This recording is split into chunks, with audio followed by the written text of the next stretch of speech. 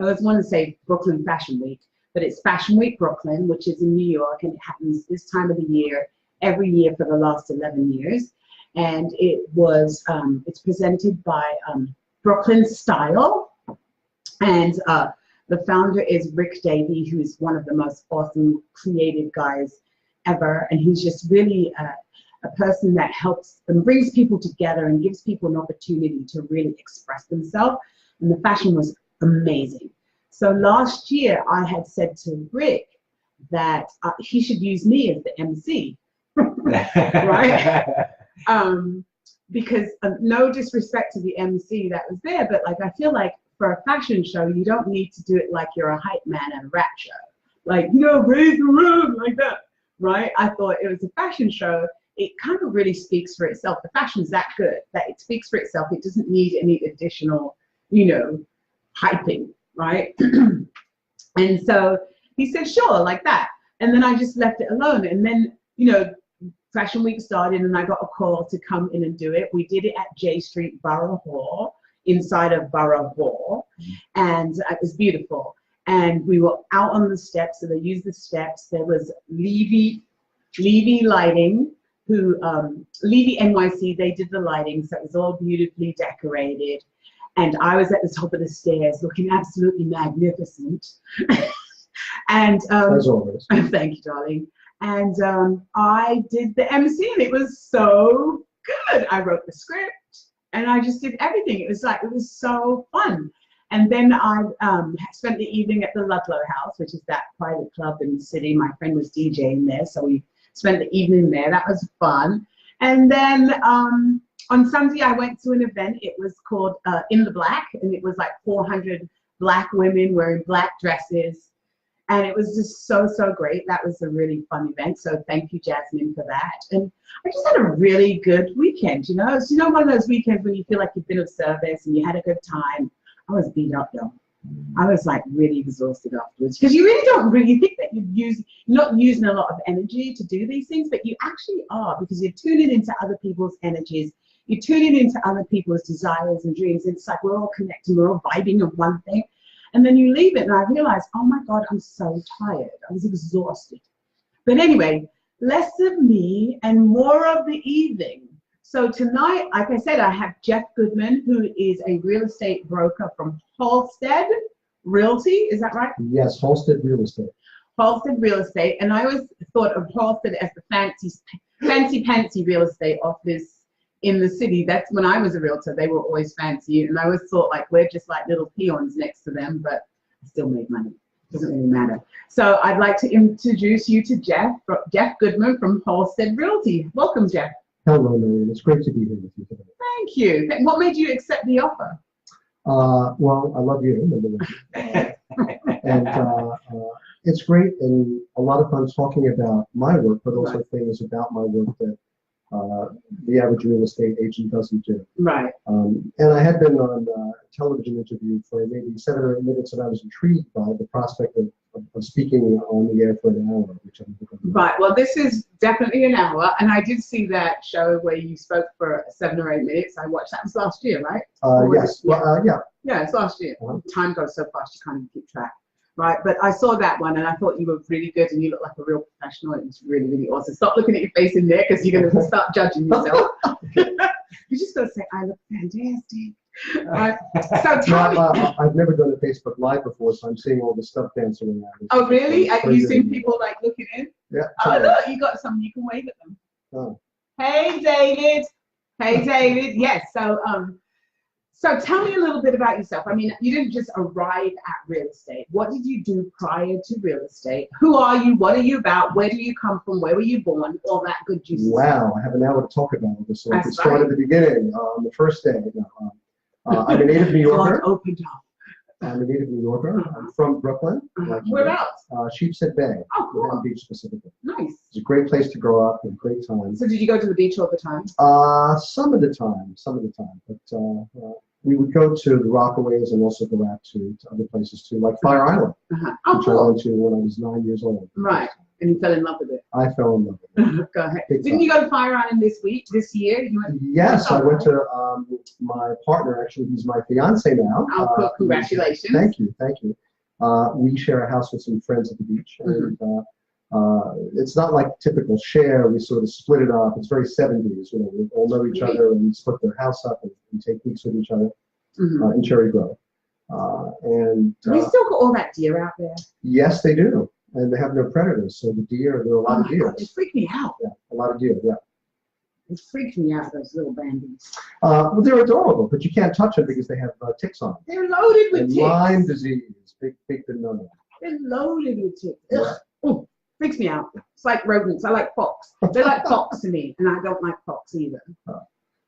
Anyway, so you're from a place that has a lot of fox. We have a lot of fox, and it freaks me out. I always forget, and then I go home, and I'm coming home at 12 o'clock at night, and I see this big bushy thing coming down the street, and I'm like, oh my God, what is that? And then you see the ones that have been thrown out of the because they run in packs, right? You see the ones that have been thrown out of the pack, and they're all skinny, and they've got like this droopy tail. It's just like a mess. It's like rats. Ugh. Well, when I went to college, we had skunk, but didn't come too close to him, but occasionally you'd see him. So they're kind of fun to look at, but you didn't want to get too close to him. Right. For obvious reasons. So tell me, do you have brothers and sisters? I do. I have a brother and sister who were about my age, and I have a brother and sister who are 25 years my junior. Okay, so do you have two sets of family? We have one mother, and we have each had a set of fathers. Oh, okay, all right. Well, had a set. My father was no more. Right. You had a set of fathers. Yeah. Okay, well, it's kind of similar in my family. There's like my mother has a older set of children too. And then my father had a whole older set of, which they're old enough to be my parents, because their children are like a year younger than me. It's weird. It's just weird. But anyway, I get that. So, where did you go to college? I went to Vassar College. I went to public high school in the city. I went to a great school, Midwood High School. And then I went to Vassar College, which is a liberal arts university in Poughkeepsie. And what did you want to do when you went to college? Well, before I went to college, I thought I wanted to be a lawyer. Okay. And then... A nice Jewish lion? Something like that. Was that your dream or mommy's dream? It was both. Oh, okay. All right. But I was also interested in politics from a very young age. And then after I was at college for a couple of months, I fell in love with the study of history. Okay. And I thought, wow, I got to do this. This is amazing. Right. And then did that for a couple of years. And my junior year found me in London. Okay. London, the UK, not London, Ontario. Okay. And as much as I love studying history and studying English history, I realized that if I go into a particular field and I get a job offer somewhere like the University of Oklahoma at Tulsa, nothing against Tulsa, but that's where I got to go. And I thought my life has too much opportunity to enjoy the cities and to enjoy living to be devoted to the study of a particular area of history. Right. So I decided at that point I would do something else and found my way in a sales job. Okay, so what was your first sales position? My first sales position was selling debt collection services. Oh, okay. But it was for a company that did something a little bit unusual. And then when I was 26, I happened to meet someone at a Chamber of Commerce I was a member of. And he was selling a small advertising business that specialized in publishing travel guides for gay resorts in the States. Okay. So I bought that, and that was my entry into the advertising and media business, where I spent 22 years. Oh, wow. So was that your business, or he bought it and then you went to work for him? No, I bought it from him. I was actually the third owner. Oh, see, I never quite got that. I had it that you worked for them. I didn't realize that you were. Oh, that's a whole different vibe now then. Yes. And so when did you leave that or sell it? I sold it after 6 years in 1992. Recession hit, and the way that I built up the business, most of the costs were fixed. Right. And when advertising started to fall by the wayside, I got tired of working and not making any money, so I sold that business. And then I went to work for somebody else, and specifically, it was a very unique idea. It was a direct response, direct mail business that focused on the LGBT market. Okay. And I worked on a particular project, a card deck, that was not doing too well, and I recognized that what it needed was good sales management and just good administration. So I helped them turn it around, and it became successful. So let me just pick up what you put down. So you worked on a card deck. Yes. Is this like a deck of cards? Well, it's a very high-end mailing piece. Have you seen Valpaks, for example, in the mail that have offers from the local cleaners? Like the coupons. The coupons, except this was national and it was high-end. It was 4-color separated, and the brands were much more upmarket. Right, and so, okay. So, but like you said, it was LGBTQ. They didn't have Q then, but right, LGBT, right. Well, first it was G, then G and L, then L and G, and then LGB, and then the T got added in somewhere. Right. Is there a Q in there? There is now. There's more than a Q. There's more than a Q, darling. It's LGBTQIA, and probably something else since we've sat down tonight. Oh my God! But I can't even keep track of that. How does I mean, it used to be just gay. Yep. Now it's L, lesbian. Yes. B, bisexual. Yes. G, Can't gay. forget the G, yes. LGBTG. T, transgender. Okay, T, LGBTT. Q is questioning. What's questioning? You aren't sure what you want. Okay, and then. Or you're questioning who you want. Okay, and then what's the other one? I is intersex. Oh, I is intersex. Like, let me think for a second. Like, let's take that. Let's take a pause and we'll come right back. I'll be right back with you. I can't. So intersex is like what they used to call it. Oh my God. Morphodite? No. Am I doing all right? It's Yeah, okay. Okay. No, it's now you know. Yeah. No, don't worry Yeah, this about is an education. This is good. That's All good. you got a so you got Am I on the right distance from the mic and all this? Am I? it. Yeah, it's great. Yeah, it's great. Thank you. You actually have a really good voice for the mic. Thank Yeah, Yeah, you do. you have a good voice for the mic. Okay. Yeah. Can we bring this down a little bit? Everything I think it's a little bit high.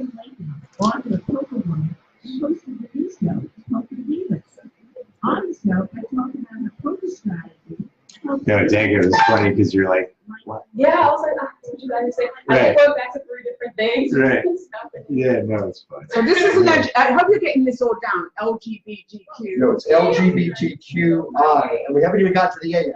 I've never heard IA, so I don't even know what the A yeah, is. campus. Yeah, they go over that. Yeah. They say sexual. And They so just- IA, they've added that when you guys learned. Yeah, Okay. way back in like 2012. What? I thought they just It's already added, ancient history. Yeah. I thought they just added Q. I didn't even realize they added it. LGBTQ. LGBTQ. LGBTQI. LGBTQIA. Yeah. Supercalifragilisticexpialidocious. I think somebody's at the door. Holy moly. It's going to be the whole alphabet soon. So this is lesbian, this is gay, this is bisexual, this is transgender, this is Q is questioning. Q is questioning. I is intersex. Intersex. A is asexual. A is asexual. There are 2 other terms that fit it too. Which was what? Queer Okay. or non-heteronormative. Non-hetero. Going on. Normative. Non. Okay. So we're back. This is Noreen Sumpter on Beyond Potential, Live Life Your Way. And I have Jeff Goodman on the show tonight. He is a real estate agent, broker with Halstead Realty. And he is Halstead Real Estate. Halstead Real Estate. And he is literally teaching me. I'm trying to get in the camera here. And he is literally teaching me a whole new vocabulary, or should I say alphabet, Or both. of, what would you call it, gay life? No, I don't even know what you would call it. LGBT identity, queer ID. I had no idea I was coming on to talk about the No, we you know, talk about everything on this show. wonderful. That's well, it's a Yeah. whole hour, so we have Yeah, to we talk. talk about everything. So I just want to get it. So it's L for lesbian, G for gay, B for bisexual, T for transgender, Q for questioning, I for intersex, and A for asexual. Yes. Yeah, I feel like I was on Sesame So Street. there are 2 totally encompassing terms aside from all those letters. Okay. One is queer, Okay. and then another one is just non-heteronormative.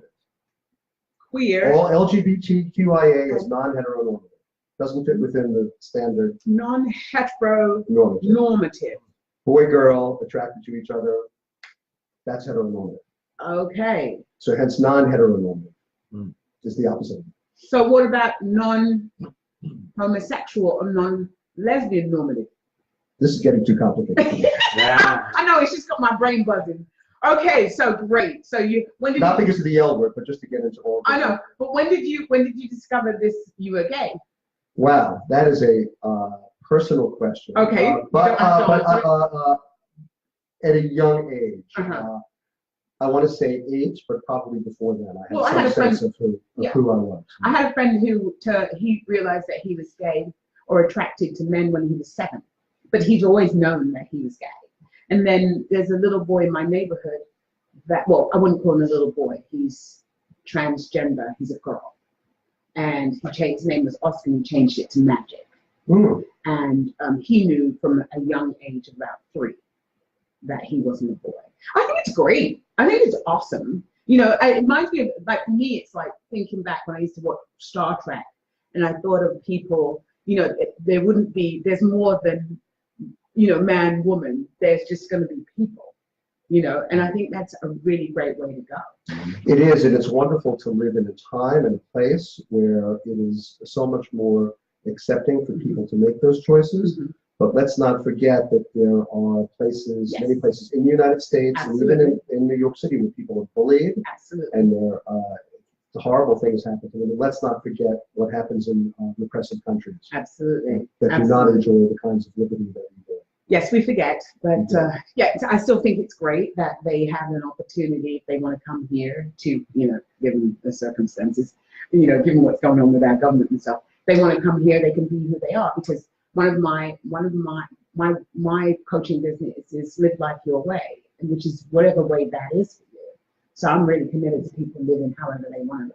And just one other, I wouldn't say a plug, but just to awareness, the suicide rate among LGBTQ teens is much, much higher than those who are not gay. Absolutely. And bullying that goes on is just really, it's less prevalent, but still, one child bullied is one child too many. Yeah, absolutely. In fact, there's a great nonprofit out there called the Tyler Clementi Foundation, which seeks to, Tyler was the young man whose roommate at Rutgers filmed him online being intimate with another guy, and he ended up throwing himself off the George Washington Bridge. Yes, I remember. So his parents and people around him have formed this nonprofit to have programming to try to really, as much as possible, make a difference and save teens or kids who would be bullied from that horrible. Do you know what that website is? TylerClementiFoundation.org, I believe. Write that down. Okay, great. So thank you for sharing that. Thank you for getting so personal with our customers, with our listeners and stuff, because I think it's important. I really am committed to having this show be a mashup of not just what you do for a living, but who you are as a person and what brought you to where, you know, what trials and tribulations or joys and accomplishments that each and every one of us has gone through to make us that whole person. So thank you so much for sharing that, because that was not where we were going to go, but it's fully welcome. But also being a member of a minority also honed and developed my commitment for justice and helped make me the fighting, justice-oriented person that I am. Right. So it's, in that sense, it's been a gift, but it is a gift. Great. I'm going to clap for that. Yeah. So also, tell me, I know you said I'm kicking this thing, right? Tell me, so you said you were really into history, and I know how much you are really into history. It is just like one of your things, and I love history too. And tell us about your tours that you do in the city. Oh, my tours, that's right. Okay. It's fun. As far as I know, I'm the only real estate agent in the city who hosts a series of regular historic and neighborhood walking tours. One of the things that make them special is that I don't give the tours, I host them. I met this amazing tour guide. Her name is Joyce Gold, Joyce Gold History Tours. I met her about 7 or 8 years ago. at a speed networking function, actually for an organization called Out Professionals, which is an LGBT. Out Professionals? Out Professionals, yes. Is it still around? It still is around, yes, and I'm a happy, proud member. Professionals. Out Professionals. Outprofessionals.org.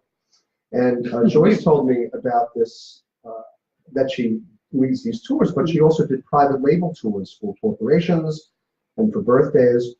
And, you know, I have an advertising and marketing background, and I like to have people think that I woke up in the middle of the night and went Eureka, but it was over a couple of weeks where I realized that this would be a great promotion event and a great activity for someone in my business. Because when you think about it, the big picture of what people who do what I do is not that we help people buy and sell inanimate objects in the sky or houses.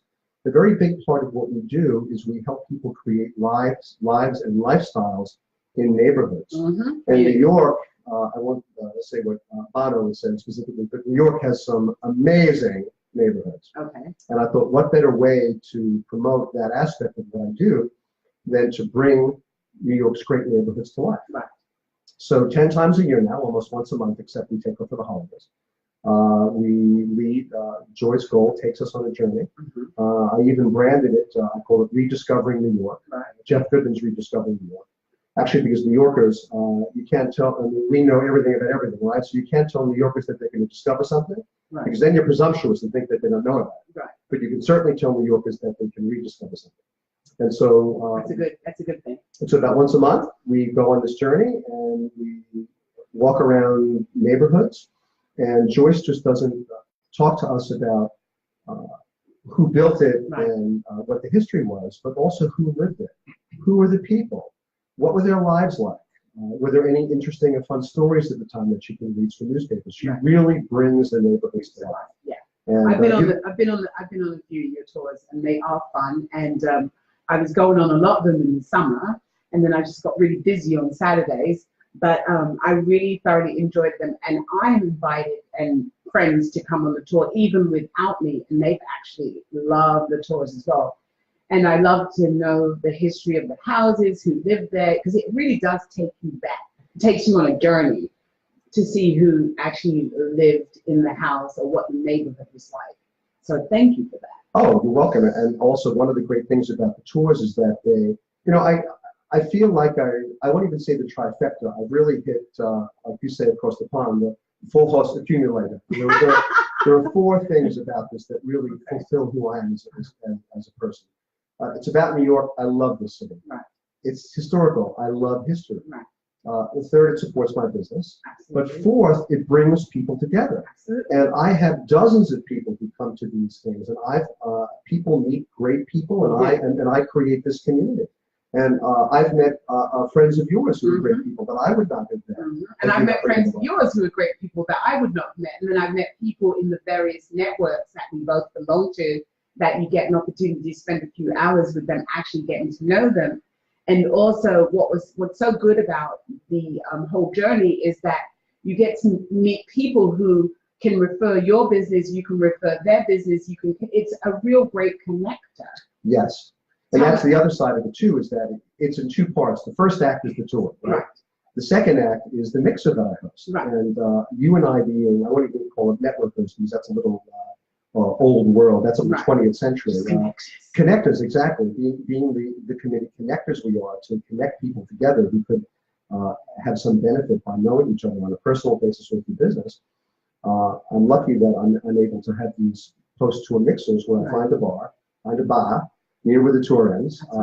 And lucky I have several sponsors, including Freedom Mortgage and Thomas Siaka, who's a trust and estates attorney, and they pay for food and snacks. So most people, after the walk, decide that, oh, sure, I'll go and hang out. And so people stick around, they talk, and some of the smart networkers actually meet people. Yeah, you do. You actually meet people. So what is networking for you? Tell me a little bit about that. Oh, wow. What is networking for me now? Okay, let's do a reverse. What is networking not for you? Oh, networking is not meeting someone, giving them their card and saying, nice to meet you, I'm off to network with other folks. So now tell us what networking, because many people do that.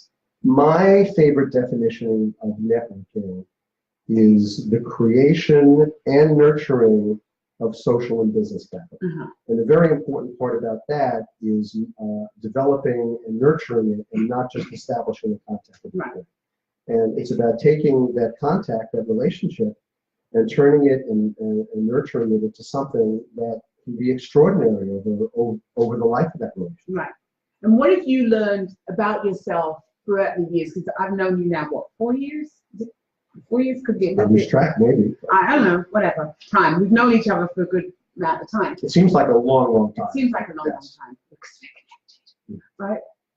But what is it that, well, my question, I lost the thought, but networking, what has it provided for you personally over the years? The biggest thing it's provided me with, believe it or not, is a sense of reward that I'm contributing to other people. Sure, I'm on the receiving end of it, but something that happens when you become a top-level connector is you end up giving far more away than you get in return. Absolutely. And so you can't expect that, have the ledger. How much did I do and how much am I getting back? Right.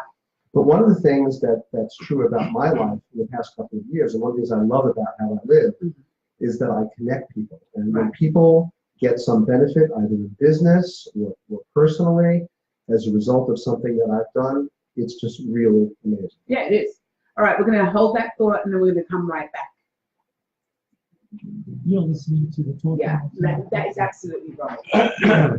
Am I doing okay? Fantastic. Yeah, I guess. Great.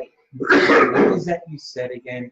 Pardon? What was that you said again? It's the building of social and It's business the capital. creation but development of business and social capital. That is great. It's not, I co-opted from somebody else, who we both know. It's not my own definition. Okay, it's great. Oh, did you get that from Cynthia? Huh? Cynthia? Yeah, of course. Creation, and what is it again? The creation and the creation, nurturing, and development of social and business capital. That's great. What's Cynthia do for a living? Sorry? What's Cynthia do for a living? Cynthia Greenewald is the PhD of networking. Okay, yeah. In fact, she's great. Actually, a week from, you're here on Tuesday nights, aren't you? Yeah. Okay, a week from tonight, I'm hosting a workshop that she's doing, but I will put you on the list and go to another one that she's as Bono would say, fucking amazing. All right. Right. Bono. Well, no, he said once in the, some music award, and they like bleeped it and told him, cut him off.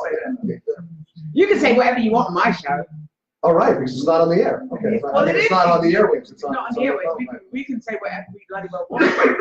Oh, that camera is over there. It's so far away. Look, I'm not, I got to sit here, and it's so uncomfortable. All right. This seat No one's is phoned in or anything, have they? No, not yet. Not yet. But we can. We got another half an hour.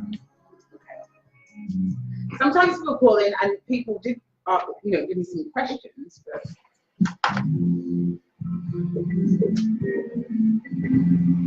but we get a lot of replays. Oh, okay. Yeah. People listen to stuff. Keep taking Go my ahead. camera away from me. I'm sorry, brother. That's all right. So this is Beyond Potential. This is Noreen Sumpter on Beyond Potential, Live Life Your Way, and I am with Jeff Goodman from Halstead Realty. I didn't mess up your name, but No. if I don't mess up something tonight, I mean, Goodman's pretty hard to mess up. good man. Good man. So It's like Bjork. You know what Bjork's last name is? what is it? Gudmund's daughter. Everyone in Iceland is the name of their father's son or the name of the father and daughter. So Good man's daughter. Gudmund's daughter. Yes. Oh my God, that's a lot. It is. That's a lot. But it has the name Goodman in it, so it's relevant. So. Yeah, it's a good man, and I do call you a good man, Yeah. Jeff. I think you have to meet Jeff. He's a good man, and I guess that's why you have it on your email. One of your emails, he's a good man. Yes. Although I actually just changed my Instagram handle today from Jeff's a good man, which sounded good but wasn't in sync with the others, to Jeff Goodman NYC. Okay. And that's my website, by the way. Yes. www.jeffgoodman.nyc. Let's talk a little bit about real estate. How is the About market? what? Oh, real estate. How is real estate these days? Real estate is good. The market, I typically get asked, how's the market? And my response is, which one? Right. We have, How many markets do we have? oh, many hundreds Okay. by neighborhood, Okay. by type of property, co-op or condo or house, Right. by size, studio, 1 bedroom, 2 bedroom, 3 bedroom, by co-op and condo, and even within co-ops and condos, buildings have different amenities. Right. So all submarkets are not created the same. And ultimately, how a market moves is going to be a reflection of the demand for that particular product relative to the supply of that particular product. Mhm. So for example, you could have apples could be having a bad year, but if there's this amazing recipe all of a sudden that calls for Rome apples, Right. there could be a run on Rome apples, and Rome apples will go through the roof. Right. So more often than not, most submarkets move in tandem with each other, but the markets are different. So for example, if you had $10 or $15 million to spend and wanted to live on 57th Street, boy, could I get a deal for you right now, because there's a glut and there's an oversupply. There's an oversupply. Wait, let's just recap. Choo-choo. There's an oversupply of apartments that are $15 million. Well, billionaires row. I'm just using that as a. Because Okay. all the So 57th Street is billionaires row. yes. Why? Well, And what, okay, let me rephrase that. So 57th Street from where to where, east to west? I would say from 8th Avenue to Park Avenue. Okay. The reason why, and remember, developers, they have to make decisions many years in advance. You have to think about the real estate, you have to assemble air rights, you've got to get contracts going. So it's not like you say today, I want to have this particular kind of product. Mhm. And then in 12 months from now, there it is to sell. Right. There's a much longer lead time. And as real estate was doing well, and a lot of money flowed into New York, Mhm. especially money that wanted to leave places that I'm not going to mention to Right. not get political, you had an influx of a lot of cash in New York. Right. So all of a sudden, developers thought, wait a minute, I can build a 2-bed, 2-bath and maybe get $2,000 a square foot for it. But if I build a 6-room, 4-bath with 4 around views on Park Avenue, and I can get $6,000 for it, let me sell the square footage to the people who want to pay a lot more for that particular unit. So basically, let me just figure out. So you're no longer selling a 3-bedroom or 2-bedroom, 2-bath. You're now selling square footage. Well, people will always evaluate, especially condominiums, people will more often than not evaluate the price on a per square foot basis. Mhm.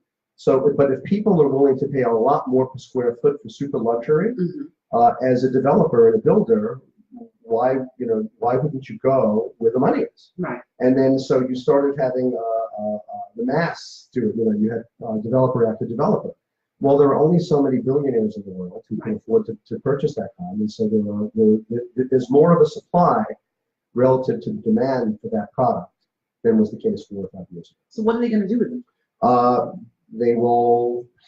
The prices will have to come down, or they'll rent them out, or eventually inventory in the markets take care of themselves. It could be medium or long term, but eventually they work themselves out. Right. And sometimes developers can lose money on particular projects, but if someone has been in the business a long time, they make a lot of money on a lot of projects, maybe they don't make some on others, and It balance, washes. it balances out, and they eventually, most of them do make a profit.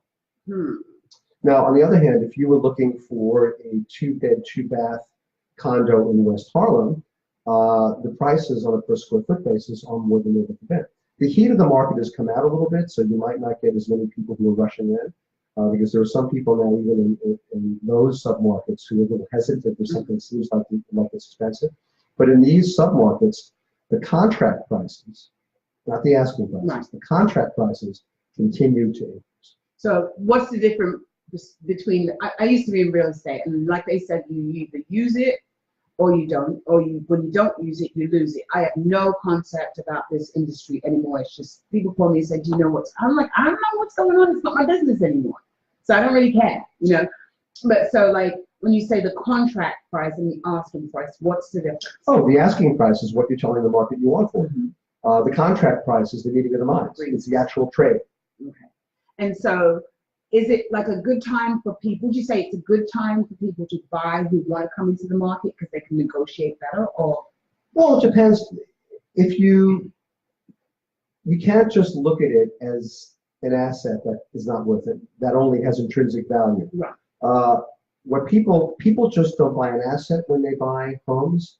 They buy a dream and they buy into a lifestyle. So you can't just think, well, is it the, you know, am I hitting it at the exact right time? You also have to think about what's my life going to be like? And if I'm going to be in this home for 10 years or 12 years or 7 years, chances are that the market is going to be better and the asset's going to be worth more when you're ready to sell. Right. So it's always a good time, I think, to buy homes, especially that even though the blue states got it stuck to us a little bit in the tax law, there still are tax advantages by owning your own home. And when you pay rent, there's no tax advantage. You're paying for a particular service. I won't say it's going out the window because you're getting value, you're getting a home. But when you own a home, the long-term benefits, I think, are better than. So what would you say to a person that is looking to buy an apartment? Okay, I'm going to give you an example. So I was a realtor for 15 years in Brooklyn, and I had a client who I'd shown an apartment and shown many apartments, even though I didn't show a lot of apartments at the time. I just showed maybe one or two, and something would happen, right? But I showed him a couple of apartments. He didn't buy anything, and he went to other people and didn't buy anything. And I just happened to meet with him in the summer at an event, and he was like, Noreen, and I was like, oh, because you showed me many apartments. I said, oh, did you buy? Didn't you get excited? Somebody says, you showed me many apartments. You're assuming, you know, I was hoping that he would have bought one at that time because it was far cheaper than it is now, right? So I said, did you ever buy one? And he said, no. I said, why? And he goes, I just couldn't get it together. And now I can't afford to buy one. So what would you say to a person that is looking to buy a place? How would you suggest they buy? Would you suggest that they buy with their pockets, their heart, or just visually?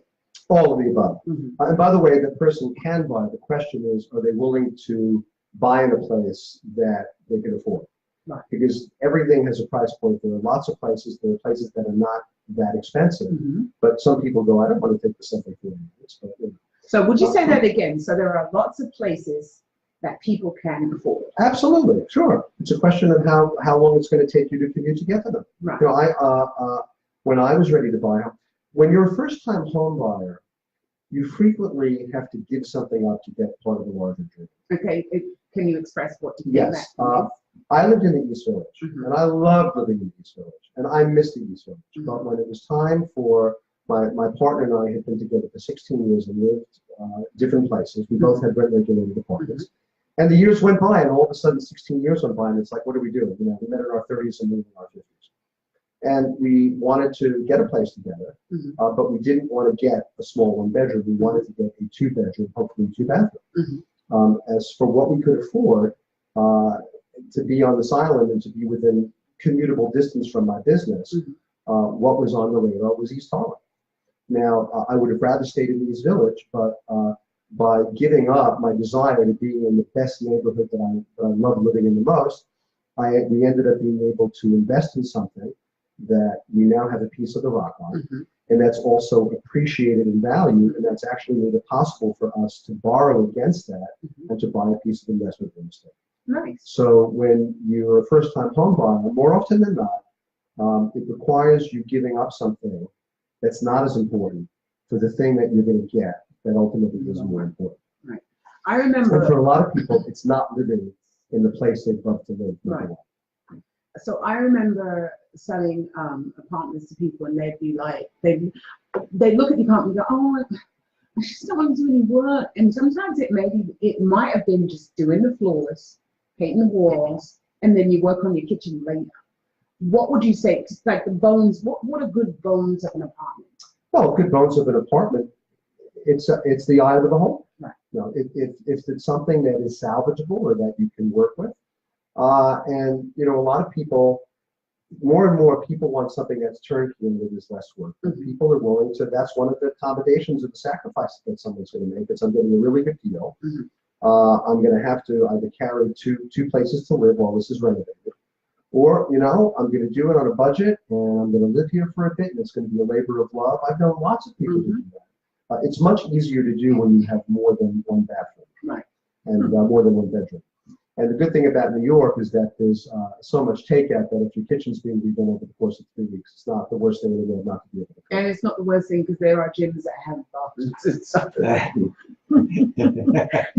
If you really want the spot and you're really hungry for it, you'll work it out. You'll work it out. Yeah. Speaking of which, real estate, when I was studying in London, I ran out of money. And my flatmate and I, we moved to a squat in Archway. And, but I had a job at the student union, the Ensley place. So I did my research during the day, and I would do all my bathing at the student union, because we had no hot water or no electricity at Bickerton Road. But back in the days, there were a lot of sports. Yes, yes. I think that's how a lot of people sort of lived their lives, is through squatting. And you know what? They didn't have. There were such things as squatters' rights, and you did live in those apartments or houses for quite some time. And over a period of time, you could actually take them over. Yes, or you could save the money. The squat I lived in Bickerton Road in Archway. Archway was nice. Yeah, well, in those days it was rougher than it is now. We're talking about 1980. Okay. People had been living there before family, and they had made it work, and they had managed to save up enough money by not paying rent, and they bought their own. They bought their own home. Yeah, there's a lot of those stories happening. So we're gonna take a break, and we'll be right back. You're listening to the Talking Alternative Network. Did I get too much off topic? No, Okay. you're never off topic. On my show, there's never a space where you're off topic, because everything is relevant and it all comes back. And conversations are like that. That's right. I'm getting all these comments. What do they say? Very great and practical advice. But, oh, they keep coming up. I don't have my reading glasses on, so I can't read them.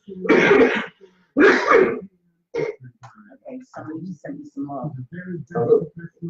Borjana? Bojana. Borjana. Jablonski. Borjana Jablonski. Awesome. So will I be able to monitor who was watching later? Yeah. Really? I'm not. Yeah. I'm a social media director. I'm not exempt to this stuff at all. You got 5 people that I like. 5 people. You like. Oh, But somebody just sent me some love. And in my show, The Conscious Consultant of Awakening Humanity, we will touch upon all these topics. Well, Listen live. so David Jarrett. No, I'm curious to see the end, really, because I've gone over that a little bit with Sam, sort of like what we're doing with the files. I'm glad I was able to make that plus in the title. I mean, I'm not on the board or anything, but it's a really good job. Like that, and I've looked at them.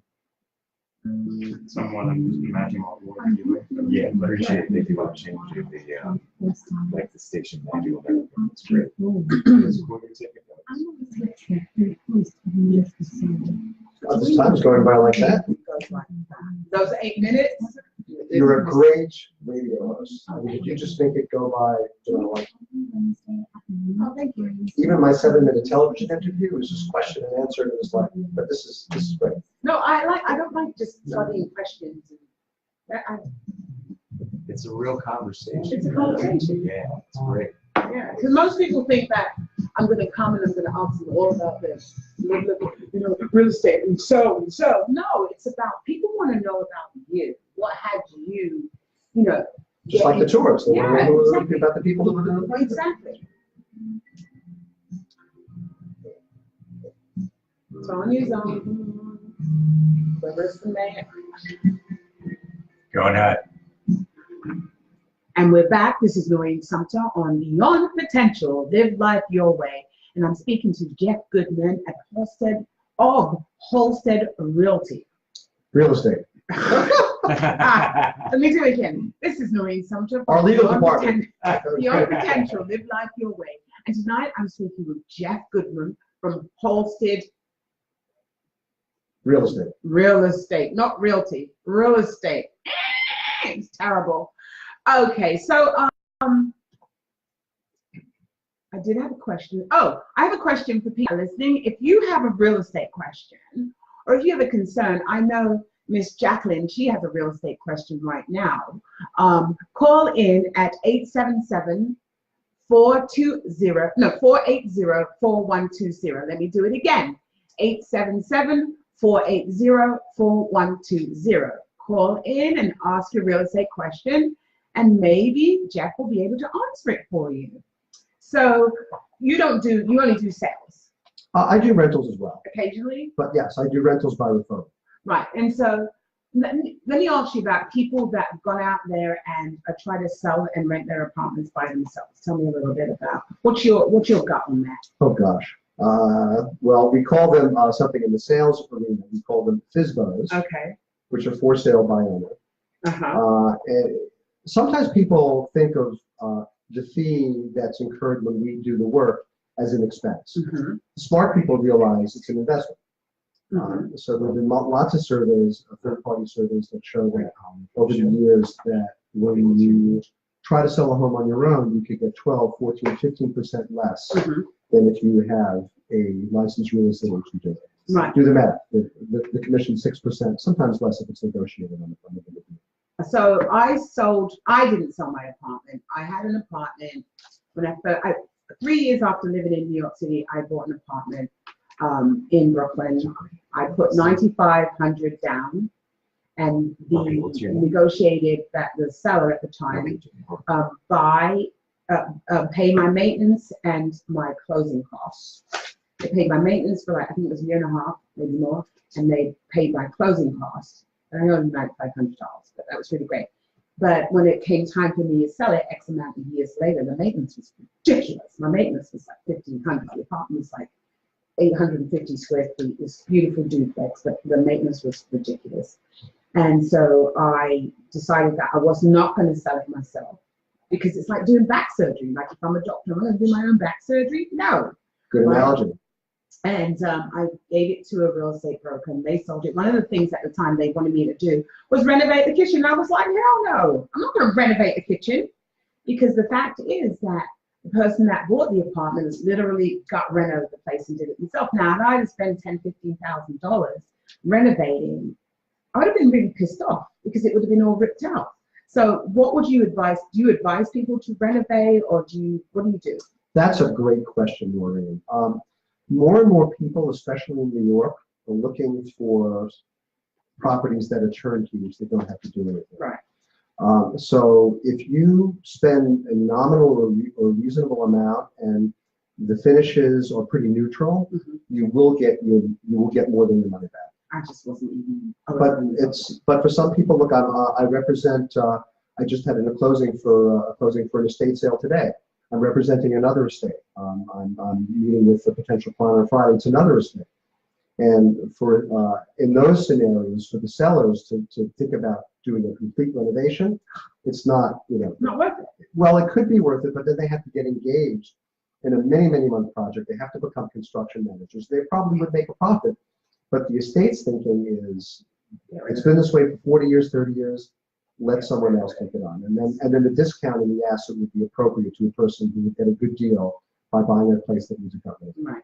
So we have Rob on the line. We have two people on the line. So we have Rob on the line. Hi, Rob. Hi. Hey, How are you? Rob. It's been very interesting tonight to hear from both of you on the chat. So thank you for the listening. It's very smart. Thank you for listening.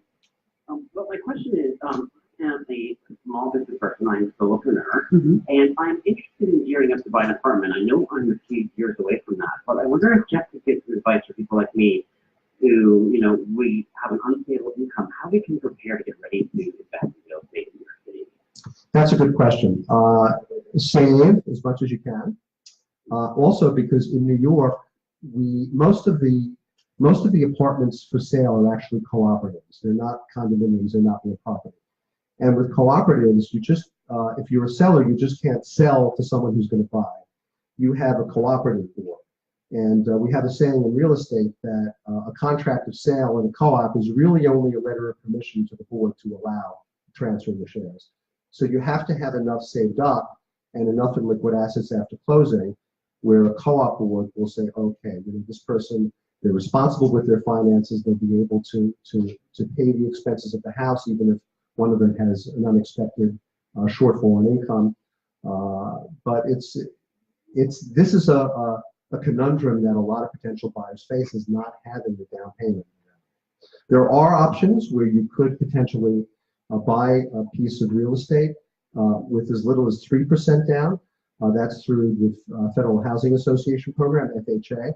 You can do it for as little as 3%, but that's not going to include co-ops. Right. And the condominiums or the houses have to be FHA approved. Right. And so also the neighborhoods are much more limited as a result. Right. You're not going to find something in Hell's Kitchen that's FHA approved. Probably not. Can I just put my 2 cents in? Of course. Because It's your radio show. You can do what you want. and I'm not in real estate anymore, but I would say save as much as you can. I would say keep the conversation alive and going out and seeing as many apartments as you can, because you're going to have to be able to discover what it is you want, right? What's important to you, and go to neighborhoods that you fancy, and just like really sort of keep your ear to the ground, and also find out what you need from a mortgage broker. Go Yes. visit a mortgage broker and get the information that you need. I have a great mortgage broker that I can refer to you, but So do you I. have to just send us an email, and we'll get that to you. Oh, and another great way to look into neighborhoods is to participate in a In a little tour. activity called Jeff Goodman's Rediscovery New York. Okay, does that answer your question? Yes, it does. That's very helpful. Thank you guys so much. Thank you. Thanks for the call, Rob. Hi, Jerry. Hi, how are you, Noreen? I'm great. How can we help What a you? great show you got tonight. Oh, Jeff, thank you. thank you so much. And the walking tours, I have to confess, I've been on several. And if you haven't been on with anybody listening, I encourage you to do so. Well, thanks. I've learned a lot about New York neighborhoods from them.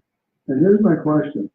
Let's say you've been renting a while and you decide you want to buy something and you want it in the, you mentioned the East Holland area. And I know that you talked about sub-markets based on the number of bedrooms and bathrooms and amenities of the building and on the list. So, but if you were to say to somebody, like your last caller who's saving up to buy an apartment and an entry level buying, what would the hot one or two neighborhoods be where you could get into and afford something? And you think it's the growth area? That's a really good question. Billionaires, bro. It depends on a lot.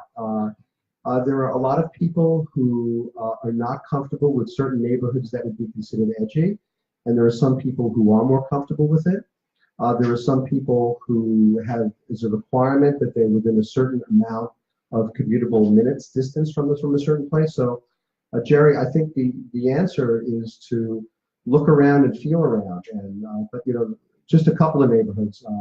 The Bronx, for example, is up and coming. Oh yeah, the Bronx is on fire. Yes, part of it's on fire, but even along the Grand Concourse, you can get co-ops and beautiful Art Deco buildings for a fraction of what they would cost in Manhattan. I know that, for example, Midwood and Flatbush are up and coming, and I have helped people buy in those neighborhoods, and it's much less than further in downtown Brooklyn. Beautiful pharmacy.